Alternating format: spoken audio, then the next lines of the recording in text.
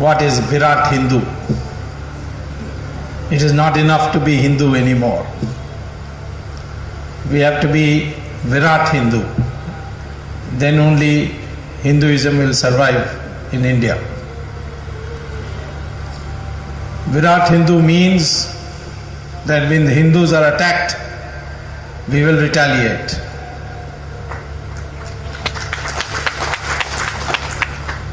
And not retaliate as individuals, but as a community. And retaliate in a manner by which we achieve victory. Today we see 5 lakh Hindus belonging to the Pandit community of Kashmir driven out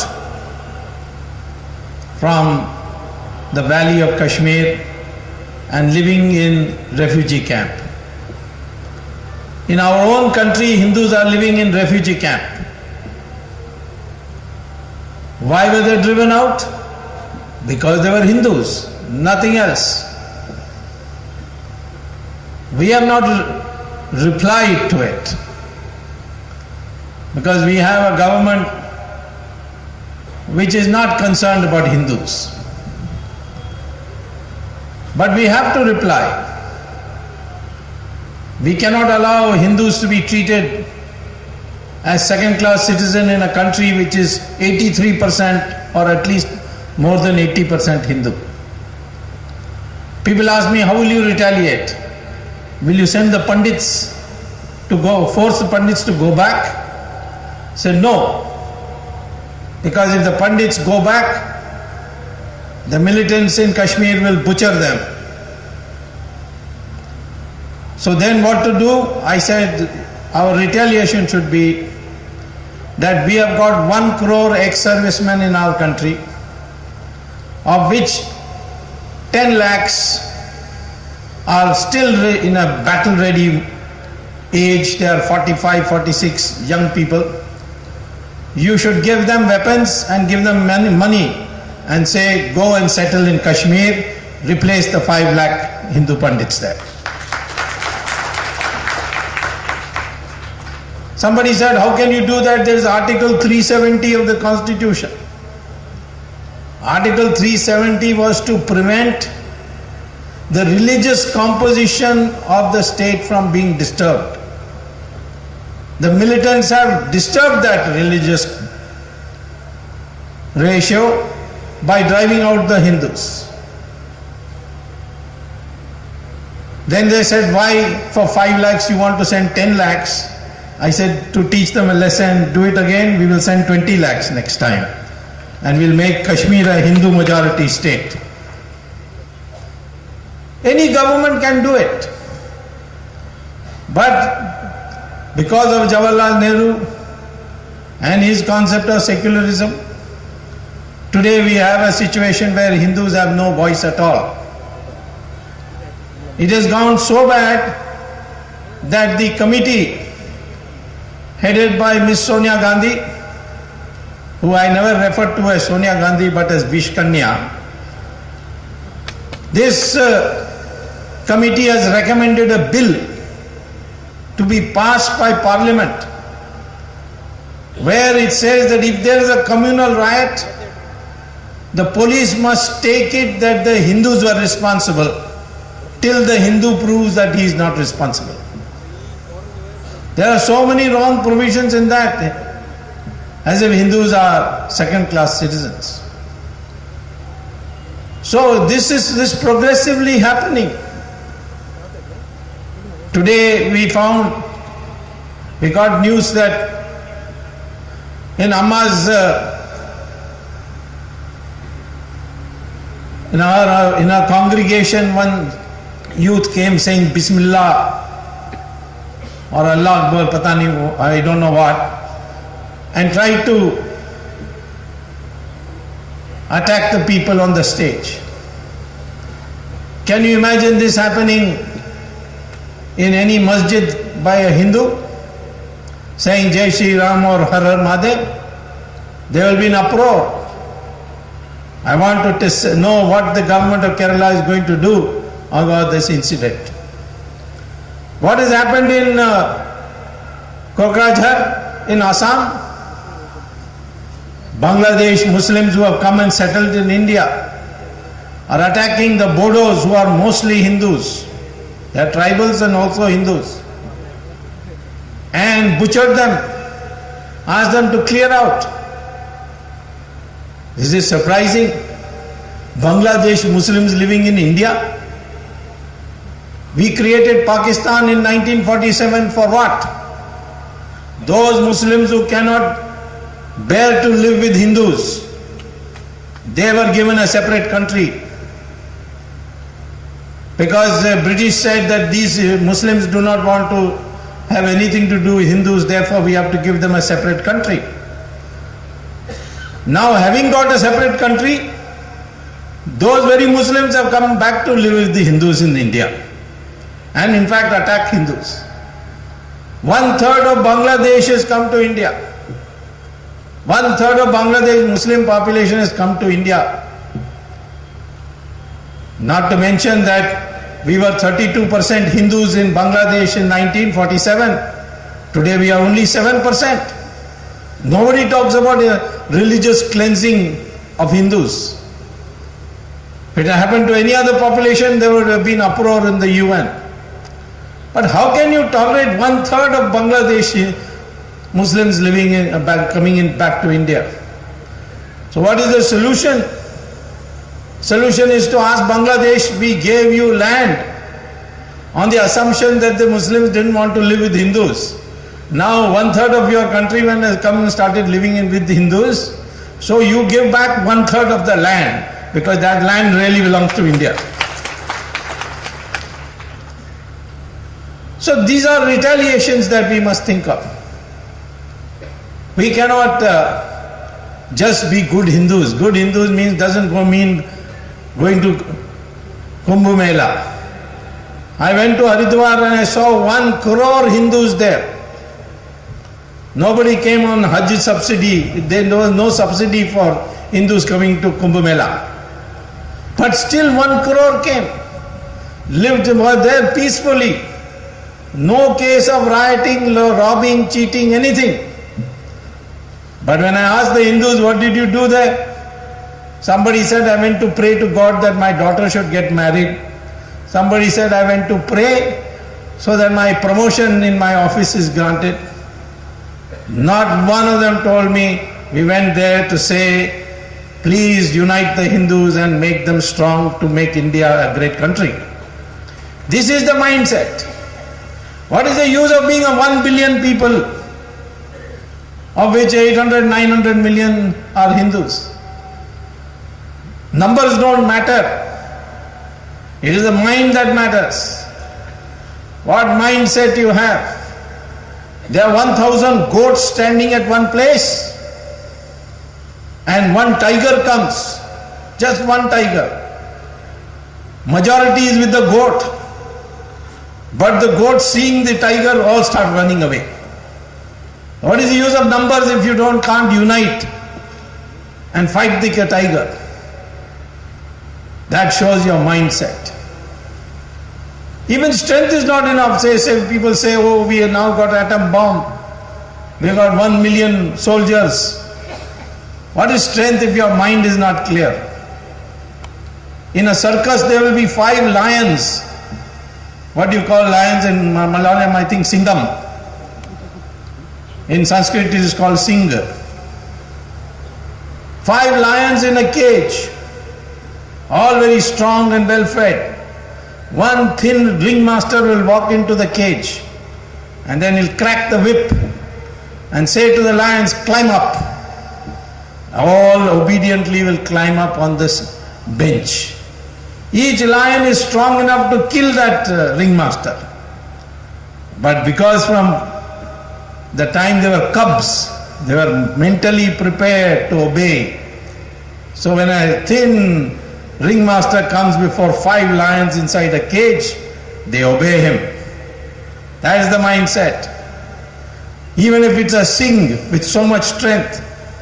Our Manmohan Singh is also a circus Singh. He has so much power as a prime minister. But one ring mistress, not master, ring mistress, makes him climb on the table. This is the mindset I am talking about. We need a mental revolution. The Muslims, when they attacked India, they physically captured us. The British came and politically captured us. Today, the movement in the world against Hindus is to mentally capture us. That has to be fought. And you have to fight it by knowing how your mind should be prepared.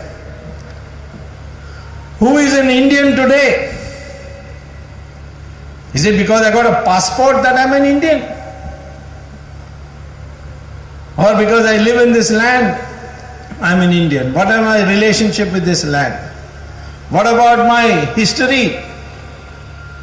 The Hindu history is a glorious history. We were the most developed country of the world till only 600, 700 years ago. We were the most honest people according to visitors from abroad, like Fasian from China, Yuan Chang from China, Vasco da Gama, Mark Twain, all came and wrote books about how honest Indians are. Today we are the most corrupt nation in the world. What has happened to us? We have become an underdeveloped country after being the richest country in the world. This tradition, are we connected with it? We discovered mathematics, decimal, algebra, calculus, even rockets we discovered. The British then got hold of it in the East India Company and duplicated it. This great fine tradition, are we connected with it? We Hindus are connected with our past. One Muslim asked me, am I connected with your past? I said yes. He said, why? I said, because your ancestors were Hindus, that is why you are connected with our past. You may be Muslim today, but who were your ancestors? He said, how do you know my ancestors? I said, test your DNA. Take my blood sample or my hair sample and test it and you will find it is the same. Today, if you test DNA, and this is research is already published, every Hindu has the same DNA. Every Indian has the same DNA. You can't go by the color of the skin because that has got to do with pigmentation. It's got nothing to do with race. But we are one Hindu, one people. Whether we are Brahmins or we are scheduled caste, we have the same DNA. Whether we are South Indians or North Indians, we have the same DNA. I proved it in Bombay recently when Raj Thackeray was making a movement there saying that all these UP people have come and become taxi drivers and taken our Marathi jobs. So I asked a friend, can you get me Raj Thackeray's hair sample? He said, yes, I go to the same hairdresser as him and I will bring you a sample. Then I asked the UP taxi wala, I gave him 10 rupees and got a sample of his hair. And I got it tested and I found the DNA of both Raj Thackeray and the UP taxi wala was the same. And I announced in the press conference that Raj Thackeray also came from UP because his DNA is the same as the taxi wala. So whether we are Keralites or we are Punjabis, whether we are Hindus or Muslims or Christians, whether we are Brahmins or scheduled caste, all our DNA is the same. That is why this Aryan Dravidian theory is a bogus theory. Some people, the British brainwashed to believe it. In Tamil Nadu you have Karunanidhi, who celebrated for many years Ravan Leela. I one day asked him, why you are celebrating Ravan Leela? He was a bad man. He said, no, Rama was northerner, Aryan, Brahmin. I said, Rama was not a Brahmin, he was a Kshatriya. He said, no, but Ravan was a Dravidian. He said, Ravan was a Dravidian? He was actually a Brahmin. He went to Mansarovar and did puja before Lord Shiva and got a boon, a varam. And that's how he became so strong. Then when he kidnapped Sita, he had to be punished, and Rama punished him. Not because he was a Brahmin or not a Brahmin. All the Brahmins worship Rama, they don't worship Ravan.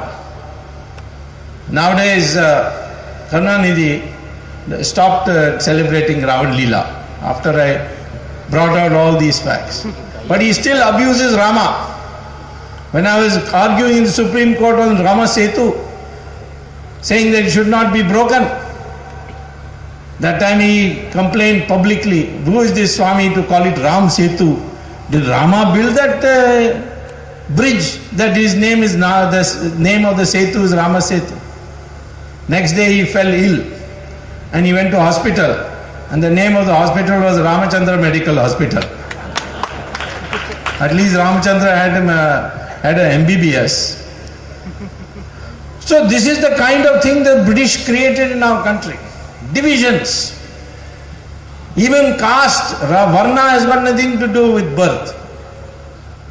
If it was so, then how Veda Vyasa, whose mother was a fisherwoman, became Maharishi and wrote the Mahabharata? Did you know that Valmiki was born of Dalit parents? He wrote the Ramayana and became Maharishi. Kalidasa, he was going around in the forest cutting wood, became a Mahakavi and a Maharishi. Vishwamitra was considered the Rishi of Rishis. He was born in a Kshatriya family. Varna was based on discipline. If you had knowledge, then you will not have weapons, you will not have wealth, you will not have land. If you have weapons, you may become king, but you cannot make policy. Policy will have to be made by the learned people of society, namely the Brahmins.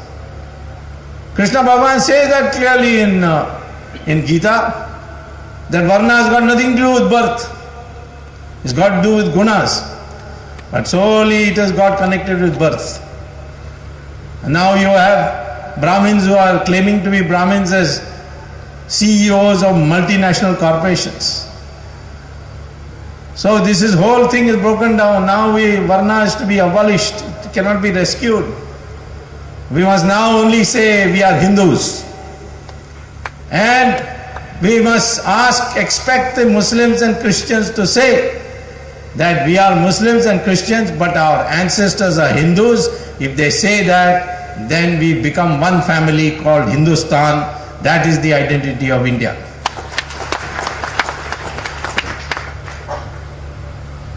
If you say you are from abroad, who are you then descendant of?